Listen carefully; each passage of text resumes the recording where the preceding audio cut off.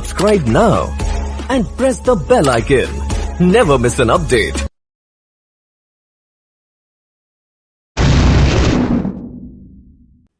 जय हिंद सभी को। आप सभी लोगों का वेलकम है हमारे YouTube channel freedom study circle में। मैं आपका इंग्लिश ट्रेनर शान हिंदुस्तानी आज फिर से एक वीडियो आप लोगों के साथ में लेकर आया हूं और ये video as per the previous video रहेगी। अगर प्रीवियस वीडियो की बात करें तो गाइस हम लोगों ने प्रीवियस वीडियो में एक चैप्टर सीखा था जिसका नाम है प्रेजेंट इंडेफिनिट टेंस। आज उसी चैप्टर को हम आगे कंटिन्यू कर रहे हैं और इस चैप्टर में आज हम सीखेंगे, इस वीडियो में आज हम सीखेंगे प्रेजेंट इंडेफिनिट टेंस का सेकंड पार्ट, यानी कि पार्ट 2 आज हम सीखने वाले हैं। और पार्ट 2 की अगर हम बात करें सो पार्ट 2 में हम जानेंगे कि किस तरह से सिंगुलर सब्जेक्ट के बेस पर वर्ब के अंदर एस और ईएस लगाना पड़ता है। जी हां, we are going to learn indefinite present indefinite tense on the basis of singular subjects. और गाइस जब सिंगुलर सब्जेक्ट्स की बात करते हैं तो ही, शी, इट या फिर किसी भी व्यक्ति का सिंगल नाम होना चाहिए। अगर यह सेंटेंस के शुरू में आए तो ताहे के कारण सिर्फ फर्स्ट फॉर्म ना लगाएं। गाइस वर्ब की फर्स्ट फॉर्म में कभी कभी एस तो कभी कभी ईएस भी लगाना होगा। अब सवाल यह आता है कि एस लगाएं या ईएस लगाएं। इस चीज को जानने के लिए मैं आपको बताना चाहूंगा ये टोटली डिपेंड करता है वर्ब के ऊपर।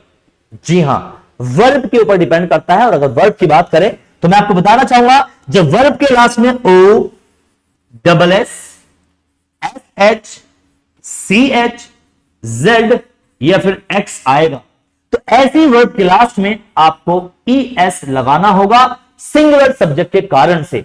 लेकिन अगर इनमें से कुछ भी नहीं आपको दिखता है तो आपको सिर्फ एस लगाना होगा। जी हां, सिंगुलर सब्जेक्ट के कारण से एस और ईएस लगाना कंपलसरी होता है।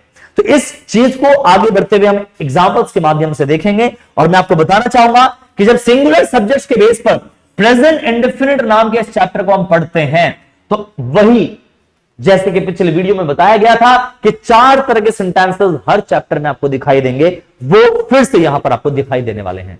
जी हां, इन 4 तरह के सेंटेंसेस में से सबसे पहला है पॉजिटिव सेंटेंसेस। गाइस जब पॉजिटिव सेंटेंसेस की बात करते हैं तो इन्हें हम कहते हैं हां वाली बातें। हां वाली बातों का मतलब ये होता है कि ये ऐसे सेंटेंसेस हैं जिसमें हम किसी बात को एक्सेप्ट कर रहे हैं। जी हां, स्वीकार करते हैं हम किसी काम को। तो जैसे कि आप देख सकते हैं कि ये सेंटेंस है वह खाना खाता है। गाइस तरीका वही है पुराना घिसा पिटा जो पिछली वीडियो में भी आपको बताया गया था और आगे भी वही तरीका आपको देखने को मिलेगा। रूल्स रटने से अब पीछा छूट गया है, कुछ नया तरीका हाथ लगा है। जरा ध्यान से देखेंगे। सबसे पहले शुरू वाले वर्ड की इंग्लिश हमने लगाई वह की इंग्लिश की होती है। तरीका यही है गाइस, जब भी सेंटेंस को हिंदी से इंग्लिश में कन्वर्ट करना हो सबसे पहले शुरू वाले वर्ड की इंग्लिश लगाओ। ऐसे सेंटेंस के लास्ट में जाओ, लास्ट में साउंड मिलेगी बराबर में वर्ब मिलेगी।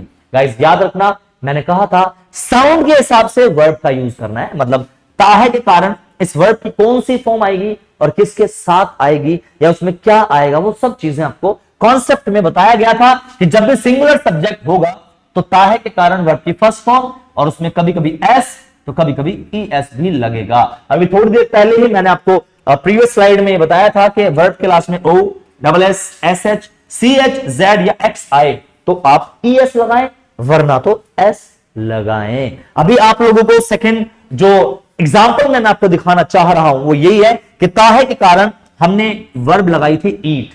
ईट यानी कि खाना। मैं खाता हूं या वह खाता है, वह खाता ही ईट्स। लेकिन बच्चों यहां पर एस लगाया सिंगुलर सब्जेक्ट के कारण। गाइस आप लोगों को यह चीज याद रखनी है, सिंगुलर सब्जेक्ट के कारण से एस और ईएस लगाना कंपलसरी है, तो इसलिए यहां पर एस लगाया गया है। तो आपको इस चीज पर ध्यान देना है, सिंगुलर के कारण से एस लगाया, बीच में जो भी बचा उसकी इंग्लिश लास्ट में लगा दो। He eats the food, वो खाना खाता है। गाइस इसी तरह से एक और एग्जांपल हम लेके चलते हैं। मैंने बोला वह रोजाना स्कूल जाती है। अब जब हम सेंटेंस को देख रहे हैं वह, सबसे पहले तो शुरू वाले की इंग्लिश लगाएंगे शी। लड़की है ना, क्योंकि जाती है से पता चल रहा है कि लड़की की बात हो रही है तो शी लगाया। सेंटेंस के लास्ट में जाओ, साउंड मिलेगी बराबर में वर्ब। और गाइस करना क्या है, साउंड के हिसाब से वर्ब का यूज आपको करना है। अब वर्ब क्या है, जाना। जाने को हम सिर्फ गो कहते हैं, लेकिन आप देख पा रहे हैं इसमें ईएस लगाया गया है। क्यों भाई, सिंगुलर सब्जेक्ट कहता है वर्ब में एस और ES जरूर लगाया जाएगा। आप देख सकते हैं इस वर्ड के लास्ट में O आया है, और मैंने अभी बताया था कि जब वर्ड के लास्ट में आपको O की आवाज दिखाई दे तो गाइस O के कारण से हम लोगों को क्या लगाना होता है? ES। तो आपको इस स्लाइड में जो एग्जांपल दिख रहा है इसके लास्ट में O आया, तो O के कारण से ES को हमने लगाया। सिंगुलर सब्जेक्ट के कारण S भी लगता है, ES भी लगता है। केसेस मैं आपको बता चुका हूं। तो यहां पर शी गोज कहां जाती है? स्कूल। तो she goes to school. Guys यहां पर एक चीज याद रखने की है, गो के बाद अगर किसी भी जगह का नाम आएगा तो एक शर्त है। वो शर्त ये है गाइस कि आपको उसके पहले, प्लेस के पहले टू लगाना कंपलसरी है। तो सेंटेंस बनेगा शी गोज टू स्कूल, वो स्कूल जाती है रोजाना। रोजाना को इंग्लिश में कहते हैं डेली। गाइस जो भी वर्ड बचते हैं वो लास्ट में ही जाते हैं, इस चीज का ध्यान रखें। तरीका सिंपल है, शुरू वाले की इंग्लिश, लास्ट वाले की इंग्लिश, बीच वालों की इंग्लिश। अब बीच में जो है ना वर्ड, उनमें से PT एक सीक्वेंस होता है। P बोले तो प्लेस, T बोले तो टाइम। पहले प्लेस आता है फिर टाइम आता है, ये चीज हमें हमेशा ध्यान रखनी है, प्लेस एंड टाइम। पहले मैंने प्लेस को लगाया स्कूल, फिर मैंने टाइम को लिखा। तो PT एक सीक्वेंस है जो बीच में आने वाले वर्ड्स को रिप्रेजेंट करती है। आगे बढ़ते गाइस, मोहन गणित पढ़ाता है, ये आपके लिए है। सबसे पहले शुरू वाले की इंग्लिश मोहन की, तो लास्ट में गए ताहे के कारण वर्ब की फर्स्ट फॉर्म तो आप लगाएंगे, लेकिन उसमें S और ES भी लगेगा। क्यों? मोहन तो अकेला है। ऐसे बीच में जो भी वर्ड्स आते हैं उनकी इंग्लिश आप लास्ट में लगा दीजिए, सेंटेंस पूरा इंग्लिश में हो जाएगा। तो ये सेंटेंस आप लोग अभी के भी कमेंट बॉक्स में बना के बताएं, मैं भी तो देखूं कि आप में से कितने लोग वीडियो को ध्यान से देख रहे हैं, कितने लोग इस वीडियो को लेकर के बहुत ज्यादा सीरियस है, पढ़ाई पे ध्यान दे रहे हैं। वाओ। सो गाइस आगे बढ़ते हैं। पॉजिटिव सेंटेंसेस के बाद में नेगेटिव सेंटेंसेस की बारी आती है। जैसे कि आप सब लोग पहले से जानते हैं कि सेंटेंस को नेगेटिव बनाना हो तो उसमें हिंदी में आप नहीं नाम का वर्ड जोड़ दो। Now this is the sentence in negative sense. वह खाना नहीं खाता है। जैसे ही नहीं नाम का वर्ड आया तो सबको पता चला नेगेटिव है। अब इसकी इंग्लिश जब आप बनाएंगे तो सबसे पहले शुरू वाले की इंग्लिश ही, लास्ट में गए ताहे आया, वर्ब है खाना। गाइस आप लोग जानते हैं खाने को हम ताहे के कारण फर्स्ट फॉर्म में लगाने वाले हैं, लेकिन याद करो वो शर्त जो पिछले वीडियो में बताई थी आपको, नॉट की शर्त। गाइस नॉट हमेशा कहता है मैं जब भी आऊंगा वर्ब से पहले आऊंगा, पहली शर्त। दूसरी शर्त, जब भी आऊंगा अकेला नहीं आऊंगा, हेल्पिंग वर्ब के साथ आऊंगा। सो गाइस यहां पर नॉट आएगा पहले, लेकिन हेल्पिंग वर्ब के साथ आएगा। आपको पता है हेल्पिंग वर्ब प्रीवियस वीडियो में बताई थी मैंने, डू होती है, तो मैंने यहां पर सिर्फ डू लिखा था, लेकिन इस सिंगुलर सब्जेक्ट ने डू का मार मार के डज बना डाला रे। कैसे? ये कहता है सिंगुलर सब्जेक्ट हूं, वर्ब पे S और ES जरूर लगाऊंगा। तो वर्ब के लास्ट में अगर O, double S, SH, CH, Z, X आता है, ऐसी वर्ब में आप ES लगाते हैं, तो उसने यहां पर O को देखा, so that is why ES लगा दिया। तो ही डज नॉट। अब यहां पर इसके सिंगुलर वाले पार्ट में रजिस्टर्ड हेल्पिंग वर्ब है डज, जिसमें ES पहले से लगा हुआ है, तो उसके साथ नॉट हमने लगाया। He does not. अब खाने को इंग्लिश में कहते हैं ईट, सेंटेंस बन गया ही डज नॉट ईट, वो नहीं खाता है। गाइस आप लोग इस चीज का ध्यान रखें, जब S और ES का सारा काम यहां हेल्पिंग वर्ब में हो गया तो यहां S और ES लगाने की जरूरत नहीं होगी। बीच में जो बचता है लास्ट में लगा दो भाई, सेंटेंस पूरा इंग्लिश में कन्वर्ट। अब he does not eat the food, वो खाना नहीं खाता है। आप में से बहुत सारे लोग सोच रहे होंगे दा क्यों आया, इसके लिए एक पर्टिकुलर वीडियो बनाई जाएगी और उस वीडियो में आपको जरूर बताया जाएगा दा क्यों आया है। फिलहाल के लिए बता देता हूं, फूड एक कॉमन नेम है और कॉमन नाम से पहले दा आता है। और गाइस आपको बताना चाहूंगा दा की 10 सिचुएशन है मेन, जो हमें याद करनी होनी चाहिए, हमें याद करनी होती है, हमें याद भी होनी चाहिए, तो वो मैं आपको जरूर बताऊंगा। फिलहाल आगे बढ़ते हैं। वह स्कूल नहीं जाती है, द सेंटेंस इज देयर। फिर से सेंटेंस में नहीं आ गया, और नहीं का मतलब नेगेटिव सेंटेंस है ये। अब तरीका वही है, वह की इंग्लिश शी, लास्ट में गए ती है के कारण वर्ब की फर्स्ट फॉर्म लगानी थी मुझे, लेकिन नॉट बोला पहले, तो मैं जाऊंगा। वर्ब से पहले नॉट को लगाना पड़ता है, और नॉट हेल्पिंग वर्ब के साथ आता है। गाइस अभी मैंने बताया था कि इस चैप्टर में सिंगुलर वाले केस में हेल्पिंग वर्ब डज रजिस्टर्ड है, ये फिक्स्ड है। तो सेंटेंस बन गया ही डज नॉट गो। आप सोच रहे होंगे मैंने S और ES यहां क्यों नहीं लगाया, क्योंकि गाइस S और ES का सारा काम तो यहां हो गया ना। तो जब डज ने S और ES का सारा काम कर दिया तो यहां S और ES लगाने की जरूरत नहीं है। और फिर उससे वही बात, टू लगाना कंपल्सरी है। अगर गो के बाद किसी जगह का नाम आता है तो टू लगाना कंपलसरी होता है, दैट इज वाई यहां पर टू लगाया गया। ये आप देख सकते हैं नेगेटिव बनाने की ट्रिक बिल्कुल सेम है जो पिछले चैप्टर में थी, हेल्पिंग वर्ब के बाद नॉट लगाने से नेगेटिव बन जाता है सेम। अब एक सेंटेंस आपके लिए है, मैंने कहा मोहन गणित नहीं पढ़ाता है। सो गाइस तरीका वही है, सबसे पहले मोहन की इंग्लिश लास्ट में गए, ताहे के कारण वर्ब लगाना था, लेकिन वर्ब से पहले नॉट लगेगा, और नॉट की शर्त क्या है आप अभी कमेंट बॉक्स में लिख के बताएं। नॉट हेल्पिंग वर्ब के साथ आता है, वर्ब से पहले आता है।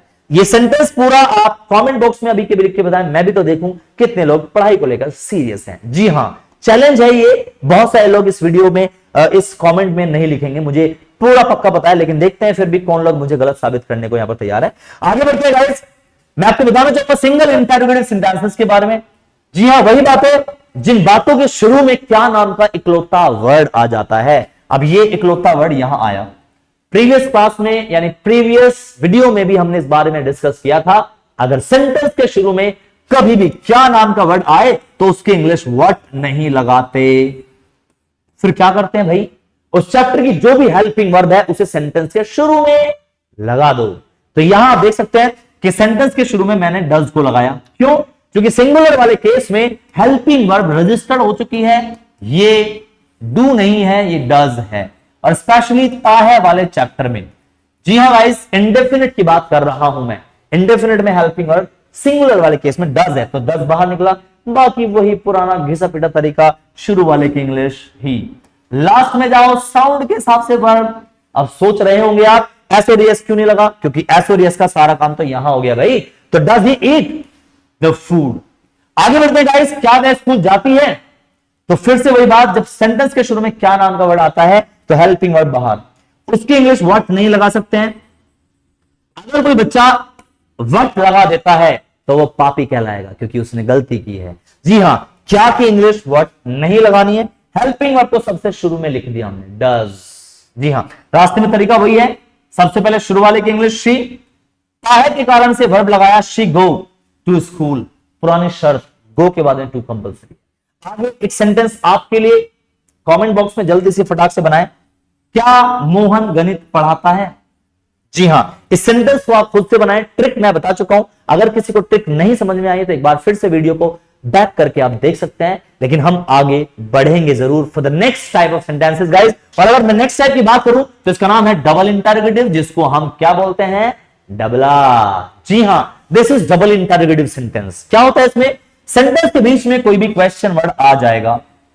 हिंदी में अगर कोई भी क्वेश्चन वर्ड बीच में आए तो समझ जाए कि सेंटेंस डबल इंटरोगेटिव है, और डबल इंटरोगेटिव सेंटेंसेस को जब इंग्लिश में कन्वर्ट करते हैं, so one and only way I told even in the previous video guys, मैंने पिछले वीडियो में भी बताया था, एक बार फिर से बता देता हूं कि जब भी बीच में कोई क्वेश्चन वर्ड आएगा तो सबसे पहले अपने इंग्लिश को लेके आएगा और हेल्पिंग वर्ब को भी साथ लाएगा। सेंटेंस के शुरू में क्योंकि इंग्लिश वाई बाहर निकली और हेल्पिंग वर्ब भी बाहर आ गई, अब बाकी वही पुराना घिसा पिटा तरीका, शुरू वाले की इंग्लिश ही लिखनी थी मुझे यहां पर, एक थोड़ा सा पीडीएफ में यानी पीपीटी में थोड़ी सी गलती हो गई थी, लेकिन हमने रेक्टिफाई किया, और क्योंकि सिंगुलर सब्जेक्ट्स हैं तो इस वजह से यहां पर डज आएगा। ये चीज का भी ध्यान रखना हम लोगों को, गलतियां किसी से भी हो सकती हैं, लेकिन उन्हें सुधार ले जो वो समझदार है। मुझे देखो मैंने सुधार लिया, समझ गए ना। तो why does he teach English? Now guys, आपको पता होना चाहिए जब एस और एस का सारा काम यहां हो गया तो यहां एस और एस लगाने की जरूरत नहीं होगी। आगे बढ़ते हैं, वह रोजाना कहां जाती है। अब बीच में आया कहां, तो इसकी इंग्लिश वेयर आएगा, जो कि यहां पर गलत हो चुका है, इसकी इंग्लिश हम लिखेंगे वेयर। गाइस वेयर लगाया हमने यहां पर और हमने देखा डज शी गो, क्यों? जब कहां नाम का वर्ड क्वेश्चन वर्ड बाहर निकला तो हेल्पिंग वर्ब को भी तो बाहर निकालना पड़ा भाई, तो सेंटेंस हो गया वेयर डज शी। क्योंकि अब तो तरीका वही है, शुरू वाले की इंग्लिश, लास्ट में जाएंगे ती है के कारण से वर्ब की फर्स्ट फॉर्म। और हां, इसमें एस और एस लगाने की जरूरत नहीं है, क्योंकि एस और एस तो सब यहां डज में पहले से लगा हुआ है। तो वेयर डज शी गो, बीच में जो बच्चा लास्ट में लगा दो, where does she go daily, वो कहां जाती है रोजाना। अब बाकी का एक सेंटेंस, मोहन गणित कब पढ़ाता है, दैट्स अप टू यू। अब आपकी बारी है कि आप इस सेंटेंस को इंग्लिश में कन्वर्ट करें और कमेंट बॉक्स में लिखकर हम सबको बताएं कि हां आप वीडियो को लास्ट तक देख रहे हैं और अटेंटिवली इस चीज को आप पढ़ रहे हैं। गाइस अगर कोई भी कंफ्यूजन अगर आपको इस पूरे वीडियो में आपको नजर आया हो तो आप कमेंट बॉक्स में जरूर लिख के बताएं। हम डेफिनेटली आपके कमेंट्स के बेस पर एक वीडियो आपके क्लैरिफिकेशन के लिए जरूर बनाएंगे। तो आज के लिए इस वीडियो में इतना ही। प्रेजेंट इंडेफिनिट का पार्ट 2 सिंगुलर सब्जेक्ट्स के बेस पर हमने पढ़ा है और मुझे उम्मीद है आप सभी लोगों को समझ में आया होगा। Thank you so much everyone कि आपने वीडियो को लास्ट तक देखा, मेरे साथ बने रहे। मैं इसके लिए आपका दिल से धन्यवाद करता हूं। Once again thank you so much and keep watching the video and keep learning English with me, Shan Hindustani. Thank you.